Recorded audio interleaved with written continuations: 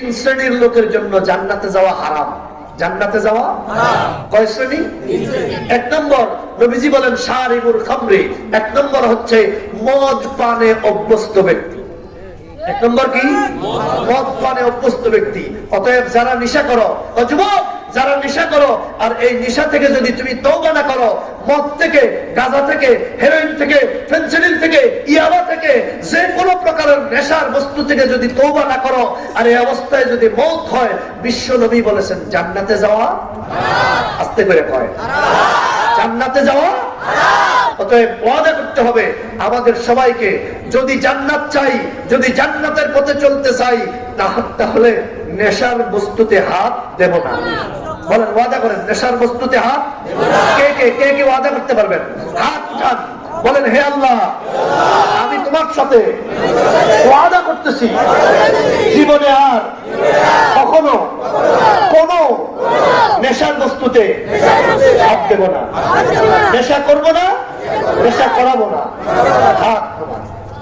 এই ওয়াজ অনেক লম্বা, করতে গেলে অনেক লম্বা, সংক্ষেপে বলে দিলাম। 2 নম্বর, আল্লাহ নবী বলছেন 2 নম্বরে আকুল ওয়ালিদাইন।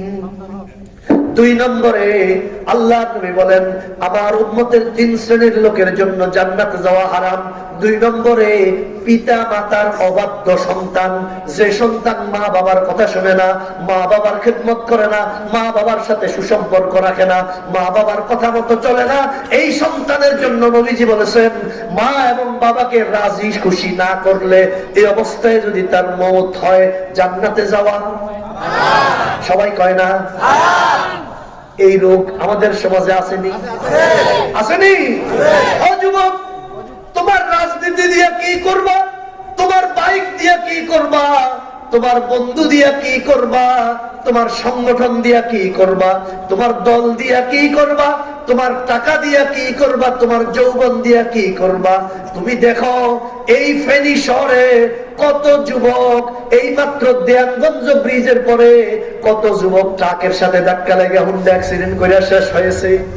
এই বিশ্ব রোডে, হাই রোডে কত যুবক হুন্ডায় ট্রাকের সাথে লেগে অ্যাক্সিডেন্ট করে মারা গেছে। ও যুবক, তুমি তোমার মা এবং বাবাকে যদি রাজি খুশি করতে না পারো, জিন্দেগিটা বৃথা, জিন্দেগিটা বৃথা। এজন্য আমি সব ইমানদারদেরকে, সব যুবক ভাইদেরকে অনুরোধ করব, রাজি খুশি করব মা এবং বাবাকে। বলেন কাদেরকে?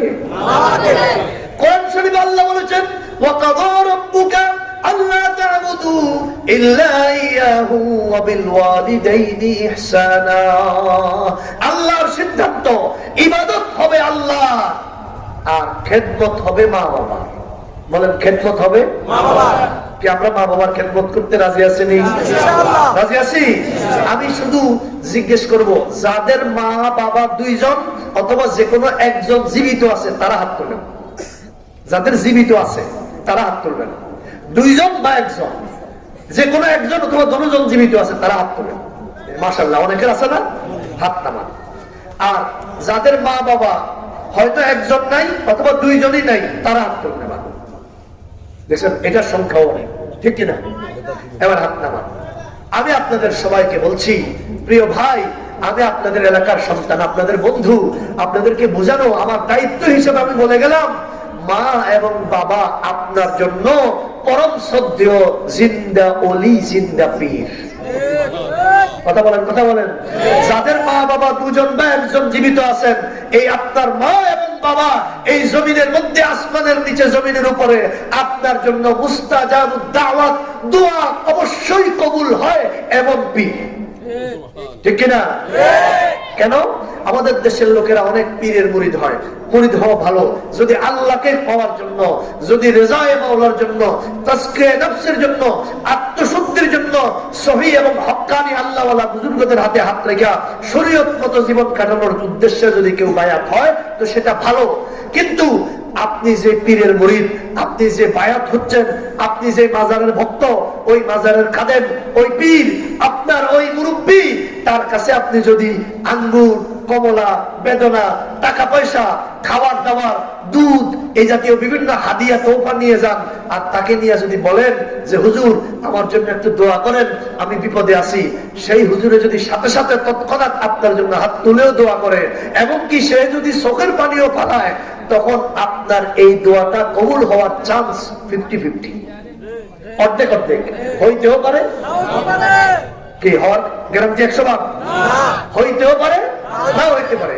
আমরা দোয়া করি হোক, কিন্তু হওয়া না হওয়ার সম্ভাবনা চান্স 50-50, ঠিক কিনা? পক্ষান্তরে আমি আপনাকে বলছি, যার বাবা জীবিত আছে, যার মা জীবিত আছে, বিশ্বাস করেন, আমি এই মাত্র 3 দিন আগে না আসলাম, 3 দিন আগে ফেনী আসছি। ফেনী ধুমসাদ্দায় স্কুল মাঠে আমার মাহফিল ছিল। তা আমি বাড়ি হয়ে গেছি। তা বাড়িতে যাওয়ার সময় কমলা নিছি, আঙ্গুর নিছি, আর নিজ হাতে মাগরিবের নামাজের পরে বাবাকে কমলা, মাকে মুখের মধ্যে আঙ্গুর উঠিয়ে দিছি। বিশ্বাস করেন, আমার মা শুধু আমার দিকে তাকাইয়া চোখের পানিটা ছেড়ে দিছে আর দোয়া করছে। আমি বলি যে আমার আর কিচ্ছু লাগবে না। আমি আপনাকে বলতেছি, বিশ্বাস করুন, এই শীতের সিজনে, এই সময়ে আপনি আপনার বাবার সাথে, মায়ের সাথে একটু ভালো ব্যবহার করে একটু দেখান না। 4টা 6টা 1 ডজন কমলা নিয়া, 1 কেজি আধা কেজি আঙ্গুর নিয়া একটু মায়ের মুখে, একটু বাবার হাতে দিয়া দেন। বিশ্বাস করেন, আপনি জমিনে থাকবেন, আপনার মা এবং বাবা মুখে কিছু বলা লাগবে না, আল্লাহর আরশ শুদ্ধ আপনার জন্য খুশি হয়ে যাবে। ঠিক না বেটি? কারণ কি জানেন? কারণ এই পৃথিবীতে আপনার জন্য নিঃস্বার্থ দোয়াকারী হচ্ছে একজন বাবা মা। আপনার জন্য নিঃস্বার্থ দোয়াকারীকে মা বাবা ছাড়া আপনার জন্য নিঃস্বার্থ ভাবে দোয়াকারী আর কেউ। আমার দেশের যুবকেরা শ্বশুরের খেদমত করে, শাশুড়ির খেদমত করে, কিন্তু মা বাবার সাথে ভালো সম্পর্ক রাখে না। শ্বশুররা আব্বা বাবা ডাকে, শাশুড়িরা আম্মু বাজান এরকম করে ডাকে, আর নিজের জন্মদাতা বাবা, জন্মদাত্রী মাকে বুড়া আর বুড়ি ডাকে। কথা বলে না, কথা বলে না। কিছু বলবো এ বিষয়ে, কিছু বলবো? মনে হয় শেষ করে দিলে ভালো হয়। আমার ভাইয়েরা, আপনার শ্বশুর শাশুড়ির খেদমত করেন, তাদের সেবা যত্ন করেন, ঈদে চাঁদে তাদেরকে কাপড় চোপড় দেন, শালা সম্বন্ধীদেরকে যা পারেন হাদিয়া তোফা দেন, নিষেধ নাই, মানা নাই, কিন্তু প্রায়োরিটি এবং অগ্রাধিকার দিবেন নিজের বাবা এবং মাকে। বলেন ঠিক কিনা? এটা ঠিক বললেও ঠিক, না বললেও ঠিক। বলেন, অগ্রাধিকার দিতে হবে নিজের মা এবং বাবা। যাদের মা এবং বাবা জীবিত আছে, আর মা এবং বাবার খেদমত না করিয়া শ্বশুর শাশুড়ির খেদমত লয়ে ব্যস্ত হয়ে যায়, আমি মনে করি অবশ্যই তারা সুসন্তান নয়, তারা কুসন্তান। হ্যাঁ, মা বাবার জন্য দেন, সামর্থ্য থাকলে আপনার শ্বশুর শাশুড়ির জন্য দেন, আমার কোনো নিষেধ, কোনো বাধা নেই, কোনো অসুবিধা নেই। কিন্তু মা বাবাকে না দিয়া যদি শ্বশুর শাশুড়ি, শালা সম্বন্ধী, শালীদেরকে দিয়া খুশি রাখেন, তো শয়তান খুশি হবে, আল্লাহ কিন্তু খুশি হবে। কথা বুঝতেছেন?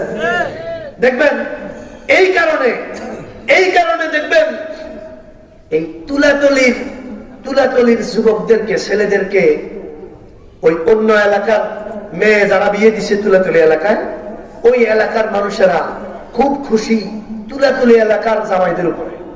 তারা কয় যে, আরে কইও না, আমার জামাই একখান, আমার 1 নম্বর জামাই, এইটা এই আমতলি, ধর্মপুরের আমতলির তুলাতলির জামাইটাই হইলো আমার 1 নম্বর জামাই।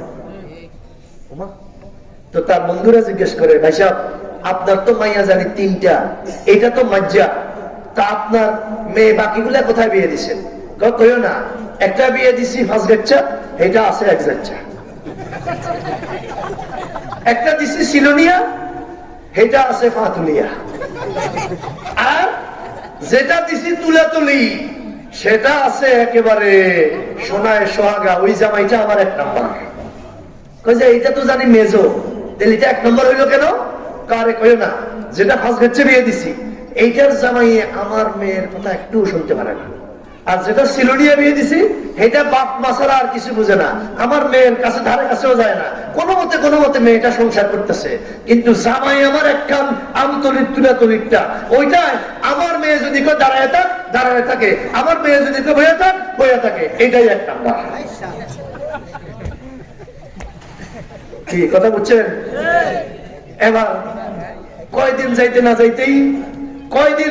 যাইতেই আবার চা দোকানের মধ্যে দোকানে যাই হাজির হইয়া এবার সাইতে কয় যে এই মাথা মুখটি ঠিক নাই, চা সবাই দে। মানুষে কয়েছে কি ব্যাপার, হ্যাঁ তো বহুদিন ধরে নিজেই চা খায় না, আজকে দেখি আমগরে সুবিধা সবাই লাগে চার অর্ডার দেন, ব্যাপারটা কি? কারে কয়ে না, ফাঁস গাছেরটা তো এক যাচ্ছা সিলেঞ্জারটা তো পা উঠেই আসিলই। ভাবছিলাম যে তুলাতলিরটা এক নম্বর, এখন দেখি যে তুলাতলিরটা হইলো হারে আরম্ভ। এটা আজকে খারাপ হয়ে গেল কা? এটা আজকে খারাপ হয়েছে কা? ওই যে ডাকাতুন কোন এক হুজুর আইছে, এই হুজুরে মার বাপের ওয়াজ করছে, এখন হ্যাঁ আমার মাইয়ের কথাও হলো না, আমাদের কথাও হলো না, এখন হ্যাঁ মা আর বাপের সারা কিচ্ছু বুঝে না। এই কারণে এখন দেখতেছে যে আমার এই জামাটা হয়ে গেছে, এই জামাইটা হয়ে গেছে 3 নম্বর। আমি বলি 3 নম্বর হইলেও মা বাবার খেদমত করতে আমরা থাকবো 1 নম্বর। কে কে রাজি আছো? যুবকরা হাত তুলে দেখাও, ঠিক কিনা? যে যাই বলো, মা বাবার খেদমতে আমতলি তুলাতলির যুবকেরা থাকবে কয় নম্বর? কেন জানো? কারণ তোমার শ্বশুর আর শাশুড়ি তোমার ভালো চায়, তোমার জন্য দোয়া করে, এরা স্বার্থপর, এদের স্বার্থ ঠিক থাকলে দোয়া ঠিক, স্বার্থ বন্ধ হইলে দোয়া বন্ধ। কথা কয় না? এদের স্বার্থ হইলো এদের মাইয়ের সাথে তোমার ভালো আছো, ঠিক না? আর বুঝো ভালো করে বুঝার জন্য বলছি, তুমি যতক্ষণ পর্যন্ত তাদের মেয়ের সাথে ভালো ব্যবহার করবা, তাদের মেয়ে যেমনে করবো হেমনে চলবা, তাদের মেয়ে যেমনে আনতে বলবো এমনি আনবা, তাদের মেয়ে যেমনি দিতে বলবো এমনি দিবা, ততক্ষণ তুমি ভালা। কিন্তু তোমার জন্য দোয়া করবা, আরে আমার জামাইটা কত ভালো, আমার জামাইটা কত ভালো, কিন্তু যখনই তুমি তাদের মেয়ের কথা মানবা না, মেয়ের কথা শুনবা না, তোমার ভাই বেড়াদার মা বাপের কথা শুনবা, এদের সাথে তুমি মিলে চলবা, তখন তুমি স্বার্থের খেলাপ হয়ে যাওয়ার কারণে তুমি হয়ে যাবা 3 নম্বর। কথা ঠিক? অযুবক, তোমার মায়ের খেদমত তুমি কেন করবে? তোমার বাবার খেদমত তুমি কেন করবে? একটু 1 মিনিট শোনো।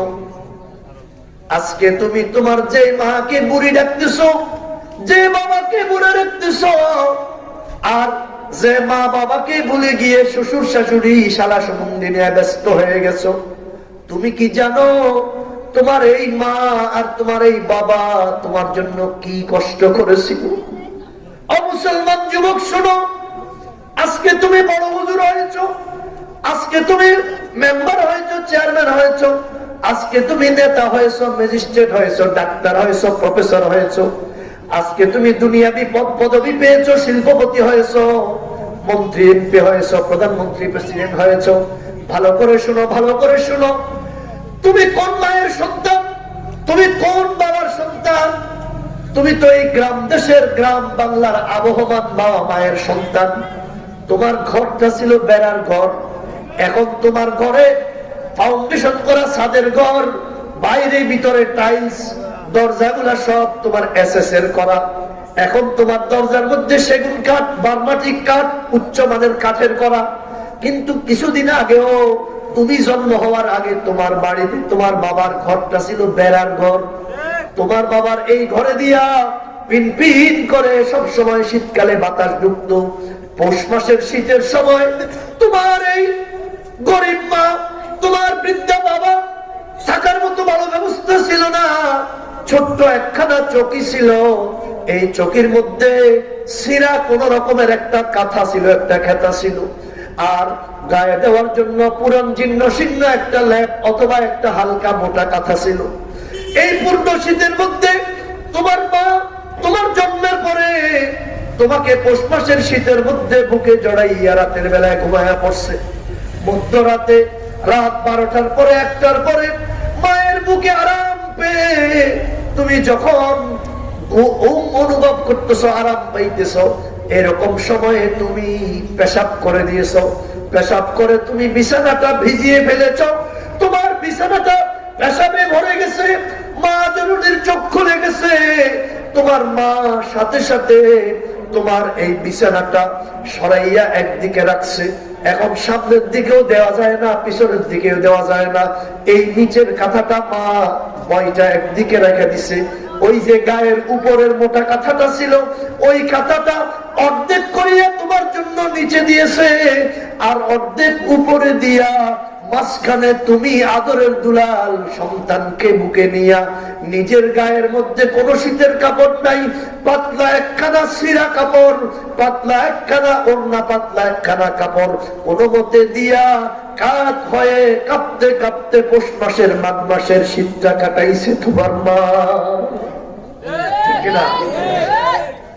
আরে তুমি কোন বাবার সন্তান আজ অহংকার করে বলে বেড়াচ্ছ? আজ তুমি দাপট দেখাচ্ছ। তুমি চেয়ারম্যান হয়েছো, মেম্বার হয়েছো, নেতা হয়েছো, এমপি হয়েছো, মন্ত্রী হয়েছো, তুমি বড় হুজুর হয়েছো, বড় পীর সাহেব হয়েছো, তুমি ইমাম সাহেব, তুমি হেডমাস্টার সাহেব, তুমি অমুক, তুমি তমুক। ভালো করে শোনো, তোমার বাবা দিনের বেলায় পরিশ্রম করতো। তোমার এসএসসি পরীক্ষার নিবন্ধনের জন্য, রেজিস্ট্রারের জন্য, তোমার পরীক্ষার ফিস দেওয়ার জন্য 1000 টাকা লাগবে। এই 1000 টাকার ব্যবস্থা ছিল না। বহু কষ্ট করে তোমার বাবা রাতে দিনে পরিশ্রম করে 500 টাকা 600 টাকা জোগাড় করতে পারছে। 8 টাকা নাই। ঘরে আইসা বেবলা হয়ে আছে, মুখখানা বেজার। স্ত্রীর দিকে তাকাইছে, স্ত্রী দেখে স্বামী বেকারার। জিজ্ঞেস করতেছে আপনার চিন্তা কিসের? বলতেছে আগামীকালকে তার ডেট হয়ে যাবে, ডেট ওভার হয়ে যাবে। যদি তার রেজিস্ট্রেশন করতে না পারি টাকা কোত্থেকে পাবো? মা এবার তার কোটের ভিতর থেকে 200 টাকা বাইর করে দেয়, বলে যে আমি মুরগির ডিম বেচা বেচা 2 টাকা 5 টাকা করে করে জমা করছি, এই নেন 200 টাকা, হয়েছে 800 টাকা। ও মুসলমান যুবক শোনো, তোমার রেজিস্ট্রেশনের পিছনে, তোমার জজগিরির পেছনে, তোমার প্রফেসর গিরির পেছনে, তোমার ডাক্তার ইঞ্জিনিয়ার হওয়ার পেছনে, তুমি যে মেট্রিক পাস করেছিলা, তুমি যে এইচএসসি এসএসসি দিয়েছিলা, তোমার নিবন্ধনের সময় মাত্র 200 টাকার জন্য তোমার বাবা হয়রান হয়ে পায়ের জুতা ছিঁড়ে ফেলছিল। একবার অমুকের কাছে যায়, একবার অমুকের কাছে যায়, আহারে 200 টাকার জন্য আমার ছেলের রেজিস্ট্রেশন করতে পারবো না, আমার ছেলের পরীক্ষার পৃষ্ঠা দিতে পারবো না। বহু কষ্ট করে আরো 2 জন থেকে হাওলাত নিয়া 1000 টাকা পুরাইয়া বাবার খাম ঝরাইয়া তোমাকে মেট্রিক পরীক্ষা দেওয়ার জন্য রেজিস্ট্রেশনের টাকার ব্যবস্থা করছিল। কথা বলেন ঠিক কিনা? আজকে তুমি এই মাকে ভুলে গেছো, এই বাবাকে ভুলে গেছো। আসো যুবকরা, সংক্ষেপে বলি, খেদমত করবো মা বাবার। রাজি আছি? রাজি আছি? কিভাবে খেদমত করবেন? 1 নম্বরে বলে দিই। 1 নম্বরে, এখন শীতের সিজন চলতেছে না? শীতের সিজন চলতেছে না? এই শীতের সময় আপনার বাবার গায়ের চাদরটা, আপনার বাবার গায়ের জ্যাকেটটা, জাম্পারটা, সোয়েটারটা যাইয়া ইচ্ছা করে বলবেন, বাবা জাম্পারটা পুরান হয়ে গেছে, সোয়েটারটা কিরকম ফুরন ফুরন দেখায়, এদিকে দেখুন, ধরেন একটা জাম্পার নিয়া, একটা সোয়েটার নিয়া গায়ে দিয়ে বলবেন, আব্বা ও বাবা এই সোয়েটারটা গায়ে দেন, ফুরেনটা আমার দিয়ে দেন, ফুরেনটা আর ব্যবহার করা লাগবে না। এটা সেই 13 বছর ধরে আপনি গায়ে দিতেছেন, আর কত গায়ে দিবেন? চাদরটা পাল্টাই দেন, পাল্টাই বলবেন যে বাবা এই চাদরটা গায়ে দেন, নতুন চাদর একটা নিয়ে যান। বিশ্বাস করেন, বাবাকে জড়াইয়া ধরবেন। আরে যুবকরা, বন্ধুকে জড়াইয়া ধরো, ও যুবক শ্বশুরকে জড়াইয়া ধরো, সারা সম্বন্ধীকে জড়াইয়া ধরো। নিজের জন্মদাতা বাপরে জড়াইয়া ধরে না, বাপকে জড়াইয়া ধরো, বাপকে জড়াইয়া ধরে বুকে লাগাও। বিশ্বাস করো, বাপের বুকের সাথে যখন তোমার বুক লাগবে, রব্বুল আলামিনের রহমত তখন মুষলধারে বর্ষণ হবে। ঠিক? খাবার দাবার দাও, খাবার দাবার দাও, খাবার দাবার দাও। আল্লাহু আকবার। আর আর সাধ্য মতো করো। বাবার পায়ের জুতাটা পুরান হয়ে গেছে, যাই বলো, আব্বা তোমার পায়ের জুতাটা পুরান হয়ে গেছে, বাবা এই পুরান জুতা ঘুরে ঘুরে রাস্তায় হাঁটেন কেন? আপনি না আমার বাবা, আপনার মানুষেরা বলেন অমুকের বাবা, আপনি এই জুতা পায়ে দিবেন না। সাথে সাথে নতুন 1 জোড়া জুতা ওনাকে নিয়ে যাইয়া অথবা নিজে আইনা পায়ের মধ্যে জুতা ভরাইয়া দিবেন। তিনি পায়ে জুতা পরবেন, আর আরশ থেকে আল্লাহ খুশি হওয়া শুরু হবে। কথা কি বুঝতেছেন? এরকম ভাবে মাকে খুশি করবেন। মাকে খুশি করা কি খুব কঠিন? বিশ্বাস করেন, শ্বশুরকে আর শাশুড়িকে খুশি করা বহুত কঠিন। মাকে আর বাবাকে খুশি করা তেমন কঠিন নয়, ঠিক না?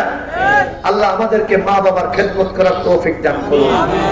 আস্তে করে কর, সবাই মিলে করে আস্তে করতে হবে, আস্তে কর। নবীজি বলেছেন আমার উম্মতের 3 শ্রেণীর লোকের জন্য জান্নাতে যাওয়া, মনে আছে? 1 নম্বরে মদ পানে অভ্যস্ত ব্যক্তি, 2 নম্বরে মা বাবার অবাধ্য সন্তান, ঠিক না? 3 নম্বরে নবীজি বলেছেন 3 নম্বরে ওয়াদাইয়ুস। ওয়াদাইয়ুস, নবীজি বলেছেন দাইয়ুসের জন্য জান্নাতে যাওয়া হারাম। জোরে বলেন তো, জান্নাতে যাওয়া হারাম। এবার নবীজি ব্যাখ্যা করে নিজেই বলেছেন দাইয়ুসকে, দাইয়ুস হলো আল্লাযী রাদিয়া আলা খুবুসি আহলিহি। দাইয়ুস হচ্ছে ওই বাবা, দাইয়ুস হচ্ছে ওই স্বামী, দাইয়ুস হচ্ছে ওই বড় ভাই, যে বাবা, যে স্বামী, যে বড় ভাই তার কন্যাকে, তার স্ত্রীকে, তার বোনকে পাপের কাজে, গুনাহের কাজে, নাটকে, সিনেমায়, গানে, ফুটবল খেলায়, ক্রিকেট খেলায়, এলাকার জন্য যাত্রা গানে ছাইড়া দেয়, পাপের কাজে ছাইড়া দেয়, পাপের কাজে ছাইড়া দেয়। আর সে খুশি, সে খুব রাজি, সে খুব খুশি, বলে যে কইও না, কইও না। আরে তুলে বাজারের দোকানে এসেই আওয়াজ দিয়ে বলে যে আরে কামের কাম তো হয়েছে। ওই যে কি কাম হয়েছে, কি কাম হয়েছে? ফেনী জেলা ক্রীড়া সংস্থার ফুটবল খেলার টিমে আমার নাতিন চান্স পাইছে। হ্যাঁ, নাতিন কি পাইছে? চান্স পাইছে, হে খুব খুশি। আচ্ছা কোন তো মেয়েরা ফুটবল খেলা খুব দারুণ চমৎকার জিনিস, ঠিক না? বিরাট ফজিলতের কাজ, অনেক সওয়াবের কাজ, ঠিক না? তাইলে ফেনীতে মেয়েদের ফুটবল খেলা হয়নি? ফেনী স্টেডিয়ামে হয়েছে নি? হয়েছে নি? হ্যাঁ, ফেনীর কোনো মেয়ে নাই নাকি আছে? আর এই মেয়েদের ফেনীর কোনো বাপ নাই, বাপ ভাই নাই, আসেনি? তাহলে যে বাপ ভাই তার মেয়েকে, যে বাবা তার কন্যাকে, যে স্বামী তার স্ত্রীকে, যে বড় ভাই তার বোনকে, সে কোনো পাপের কাজ, নাটকের কাজ, সিনেমার কাজ, গানের কাজ, শিল্পকলার নামে, নৃত্যের নামে, আমি দেখে অবাক হই। ফেনীতে দেখি বিভিন্ন রাজনৈতিক দলের নেতারা আসে, আর ফেনীর মেয়েরা দারুণ করে সাজগোজ করে হাতের মধ্যে ফুল লইয়া ওই নেতাদের গায়ের মধ্যে ফুল ছিটায়। এটা আমি দেখছি, আপনারা কি দেখছেন? আপনারাও দেখছেন? তাহলে তো আমি ভুল দেখিনি। আমি কি ভুল দেখছি না সঠিক? তাইলে যে বাবা মা অন্যের গায়ে ফুল ছিটানোর জন্য নিজের বউরে আর নিজের মেয়েরে ছায়া দেয়, বলেন তো একটু সাহস করে, এরা সবাই বেহেশতি? এরা কি? একটা আওয়াজ করে বলেন, শব্দটা কি? আমি জানি আগামী বছর দাওয়াত আমার হবে না, আমি জানি, কারণ এরকম কথা বললে তো দাওয়াত হওয়ার কথা না। কথা বুঝেন নাই? আপনাদের সবাইকে জিজ্ঞেস করি, বিশ্ব রোডে চলি, রাস্তায় ঘুরি, দেখবেন বিরাট সাইনবোর্ড, ট্রান্সকম গ্রুপ, আপনার close up one, close up ওয়ালারা আপনার বিরাট সাইনবোর্ড দিয়ে রাখছে। আর সারা দেশের যুবক যুবতীদেরকে বলতেছে ক্লোজ আপ ওয়ানের লোগোতে তোমরা ক্লিক করো আর কাছে আসার গল্প লেখো, কাছে আসার গল্প লেখো, ঠিক কিনা? কি আমি বানিয়ে বলতেছি?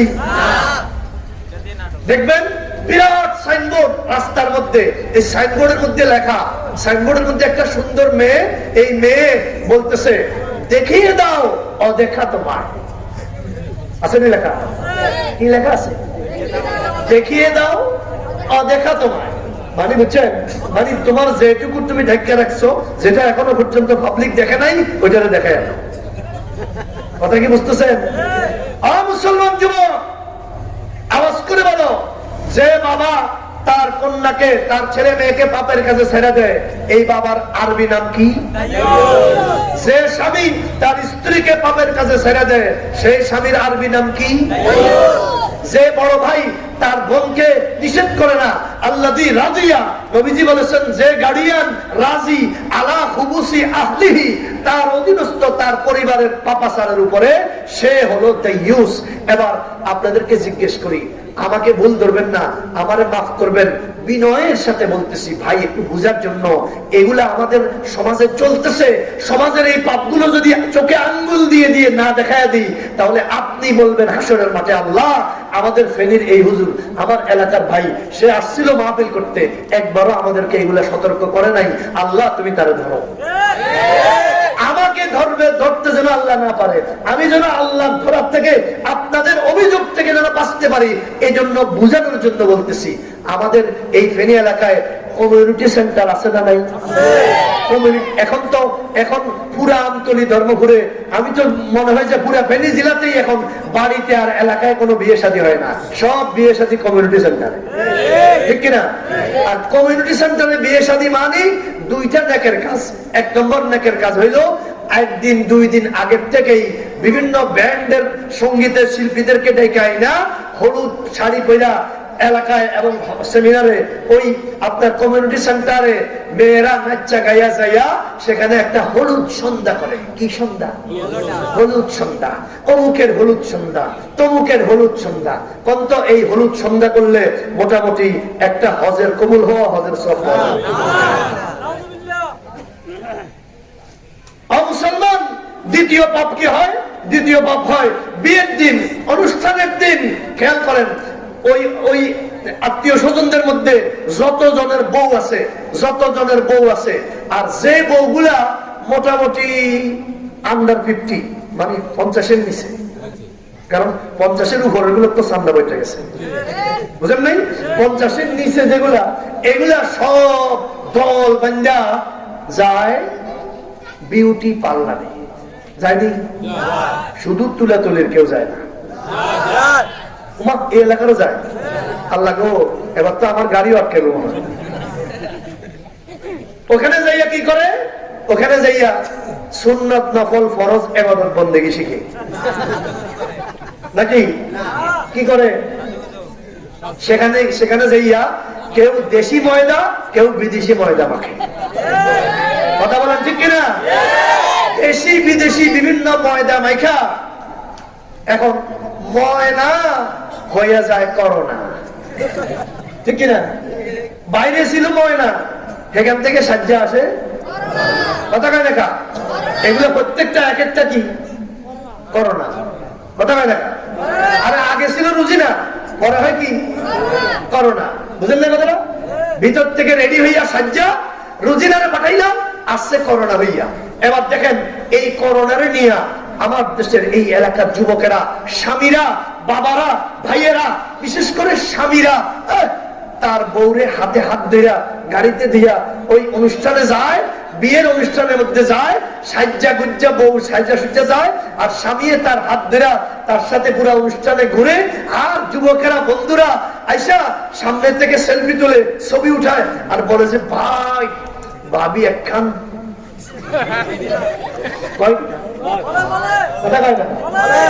ভাবি একখান রে কি আর সেটা বললাম না, বুঝাবেন আপনারা কি? বুঝতে পারবেন না? এরকম কয়নি? রে বাইরে ভাই পুরা ধর্মপুরের মধ্যে আপনি পাইছেন, ঠিক কিনা? এই যে স্বামী তার স্ত্রীকে এরকম ইঙ্গিত করে কথা বলার সুযোগ করে দিছে, বলতে হবে এ স্বামী কি? এবার বলেন, এদের জন্য জান্নাতে যাওয়া আস্তে করে কয়, আরে চিৎকার করে বলতে হবে জান্নাতে যাওয়া।